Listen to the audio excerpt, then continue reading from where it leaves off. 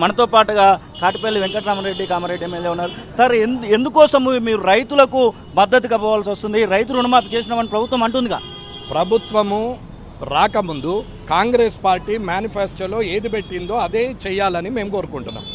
ఏవైతే ప్రజలకు హామీలు ఇచ్చినావో అవన్నీ గ్యారంటీలు నెరవేర్చు. రైతు భరోసా అన్నారు, ఇచ్చే అన్కండిషనల్. రైతు రుణమాఫీ అన్కండిషనల్, రైతు బీమా అన్కండిషనల్. ఏదైతే అనుకున్నారో అది చేయండి. కానీ మీ మేనిఫెస్టోలో పెట్టి ఇవాళ ప్రజాభిప్రాయ సేకరణ అంటే ప్రజలు తీసుకుంటున్నటువంటి అభిప్రాయాలు ఏం కాదు, ప్రజల నుండి తీసుకోవట్లేదు. అధికారులు కొందరిని ఏరుకొని ఆల్రెడీ ప్రిపేర్ చేసి మనం ఇలా మాట్లాడితే బాగుంటుందని చెప్పి వారి కార్యకర్తలను రైతులుగా ధృవీకరించి ఆ రైతుతోని మాట్లాడిస్తున్నారు. అంతే తప్ప ప్రజలు ఇచ్చిన అభిప్రాయం కాదు. మీరు ఏదైతే మేనిఫెస్టోలో పెట్టారో అది సింపుల్, అది ఇచ్చేయండి అంతే. దానికి యుద్ధం ఏం లేదు కదా, అది ఇచ్చేయచ్చు కదా.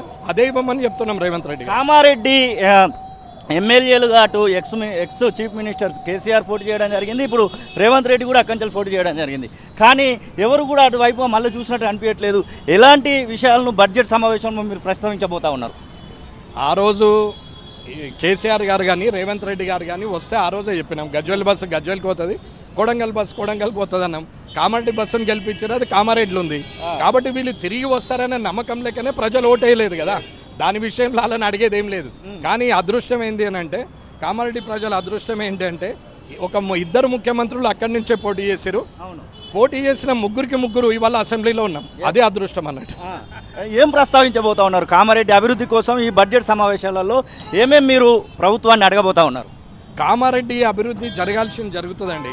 దానికి ఏ ఎమ్మెల్యే ఉన్నా, రమణారెడ్డి ఉన్నా, కేసీఆర్ ఉన్నా, రేవంత్ రెడ్డి గారు ఉన్నా, అభివృద్ధి జరుగుతుంది. కానీ అన్ని నియోజకవర్గాలను సమానంగా చూసే ముఖ్యమంత్రిగా ఉండాలి. కానీ గజ్వేల్లో ఉన్నంత మాత్రాన ఆయన చేసుకొని కొడంగల్లో ఉంటే ఈయన చేసుకోవడం అనేది తప్పు. ఇది ఎవరు ముఖ్యమంత్రి అయితే వాళ్ళు అనేది తప్పు అనేది నా అభిప్రాయం. ఇకపోతే రాష్ట్ర వ్యాప్తంగా ఉన్న సమస్య గురించి, రైతుల గురించి, యువత గురించి మాట్లాడాలి. కానీ ప్రతి ఎమ్మెల్యే తన కాన్స్టిట్యున్సీ గురించే మాట్లాడితే లాభం ఏం లేదు కదా. రాష్ట్రం గురించి ఎవరు పోరాడాలి? కాబట్టి రాష్ట్రం గురించి పోరాడుతూ తన కాన్స్టిట్యున్సీలో జరగాల్సిన అభివృద్ధి గురించి కూడా కమిట్మెంట్తోనే పనిచేస్తున్నాం. అసలైన తొలి వెలుగు. ఫాలో వాట్సాప్ @తొలి వెలుగు అఫీషియల్.